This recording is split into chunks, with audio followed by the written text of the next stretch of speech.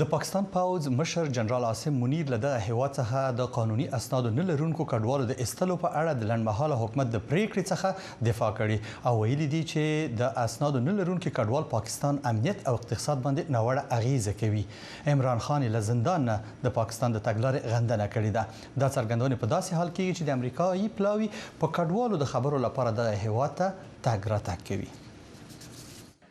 د افغانستان لپاره د امریکای ځانګړي استازي په پاکستان کې خارجه وزیر جلیل عباس جیلانی سره ملاقات کړی دی او پاکستان خارجه دفتر ویان دی ممتاز زهره بلوچ وینا ده چې د امریکای خارجه محکمې چارواکو پاکستان ته راتګ سره خبره نه ده، خو د ځلې د دوی راتګ په وخت هغه افغان کډوالو امریکای ته لیږلو په عمل خبرې کیږي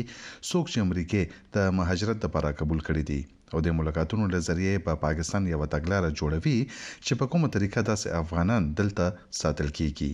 زمانه د خیال چې امریکا هم سپدې باندې ډېر فشار په پاکستان باندې راوړي او البته دغه کسان چې کوم په افغانستان کې د غیر ملکی فوجیانو سره کارونه کړیو او هغه ته الته کې خطر دی، هغه په پاکستان کې دي، نو دغه په حواله سره ور سره خبرې شوي او په دې باندې با ور سره نور هم خبرې اترې کوي.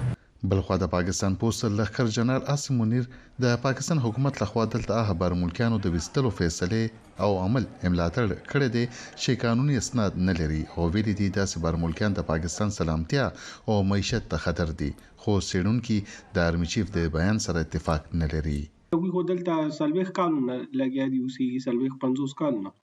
خو نه پورې تاسو په داسې تحقیق پتهونه لګیو چې هغه کې ویلي چې چرته داسې تجزیه کړي چې بوج څنګه جوړیږي یا دا وی فائدې څه دي، نو چې څو پورې داسې یو فائنل لغه نه یو بنده هغه باندې کامنټ نشي کولای. باقي چې وی کوم خبره کړي آرمي چیف چې دا بوج نو هغه ته بس مې بي داسې وی سره انفارمیشن چې موږ سره نشته، خو به ځینې سټډونکو د آرمي چیف د بیان ملاتړ هم کوي. ये फैसला जो है د پاکستان د حکومت لخوا په دې فیصله چې ټول غیر قانوني بهر ملکیان وباسي په دې به عمل کول ګران وي، خو دا خبره هم رښتیا ده چې افغان ترانزیت لید لکبله پاکستان معیشت ته تاوان رسی.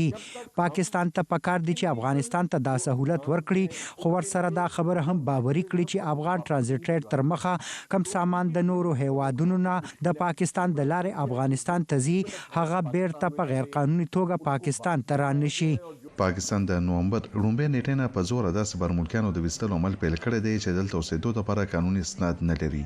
او داسې خبرونه هم په مطبوعاتو کې راغلي دي چې پولیس دلته اوسېدونکو افغان کډوالو سره ناروا سلوک هم پیل کړی دی. د جیل نه جاری شوی او بیان کې پخوانی وزیر اعظم عمران خان په زور د افغانانو وستلو په فیصله تنقید کړی دی، ویلي دي دلته موجود افغانانو سره د ګډو بيزو پرشن سلوک بند کړی شي. اورنګزیب خان، وایس اف امریکا، ډیوا، اسلام آباد.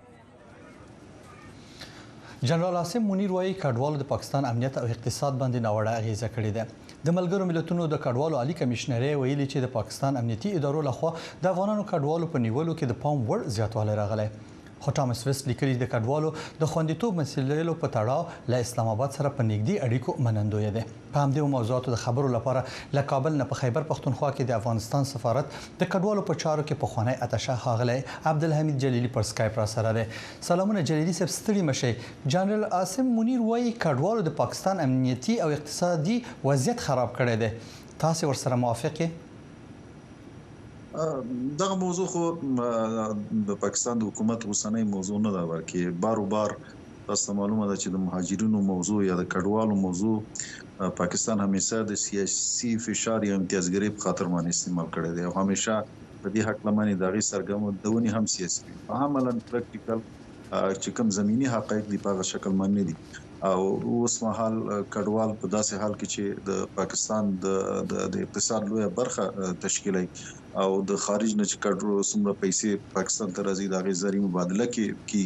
ټول ډول ټیکسونه چې دی هغه کډوال ورکوي، غټ تجارتونه کوي، دغه مقابل کې ټول هغه حکومتي حقوق ورکوي، لیکن بل دغه مقابل کې حکومت هیڅ قسمه امتیاز دی ته نه ورکوي. نو دا څه ډول کې دي چې د اقتصاد باندې بد اغیزه کړې وي. او دویم ډول خبره دا ده چې د کډوال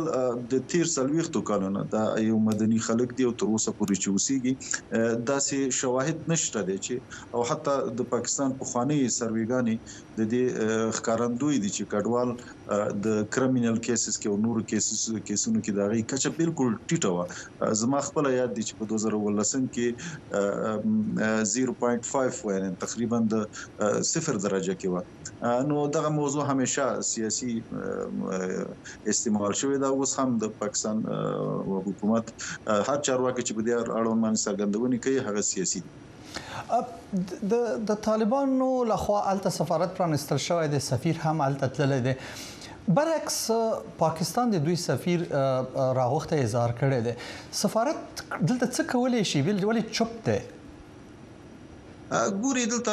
یو خدا د تویم چې څو ډوله کډوال دي یو هغه کډوال دي چې په خوا دلته تللی دی او پیوار کډونه لري بیا دي سیسي کډونه والا دي او ځینې کډوال دي چې 2023 د اگست 15 نه روسته چې کله امارات حکومت دلته راغلی هغه بیل ډول کډوال دي هغه کډوال چې خارج ته د ترانزیت په اسمان پاکستان استعمال هغه بیل کډوال دي بنان په دې اړوند باندې د افغانستان د حکومت غوښتنه به یو څه اندازه کمزوري وي او د دې ځکه چې کوم د بشري حقوقو په اساس باندې دا موضوع ور وړاندې کو نو پاکستان حکومت د خامخا په دې اړوند باندې استدلال کوي بشري حقوقو په اساس باندې د خلک یې نه مراد کېدو په اساس د خلک افغانستان پاکستان ته راغلي دي د دې حقوق نه دي ورکړي شي تاسو وتعال ته حقوق خوندي کې چې دلته نه راځي همدارنګ نور بنان زه بیا هم دا وایم چې او دا چې په داسې حالاتو کې پاکستان یو شکلیاتي سفیر شته دی اول سکرټر پایس باندې چې سفارت سرپرستی کوي دلته هم د اول سکرټر پایس باندې چې سفارت سرپرستی کوي خو لیکن هغه فعالیت چې باید کښوی به هغه تر اوسه پورې سترګونه لیدل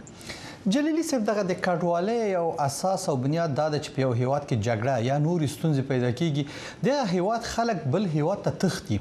په بیړه کې وي په منډه کې وي هغه خو نشي کولای چې ویزا واخلي پاسپورت واخلي ټول د پروسس حل کړي خو که په هیواد کې ورته یو سیستم موجود وي بالکل الته به دوی رجسټر وکړي دوی څنګه د کډوال ناقانونه بولی دوی خو چې طالبان راغلل په یکدم په منډه باندې هغه مملکت ته واوښتل څه وخت پاسپورتونه جوړ کړی وي څه وخت ویزې جوړې کړې وي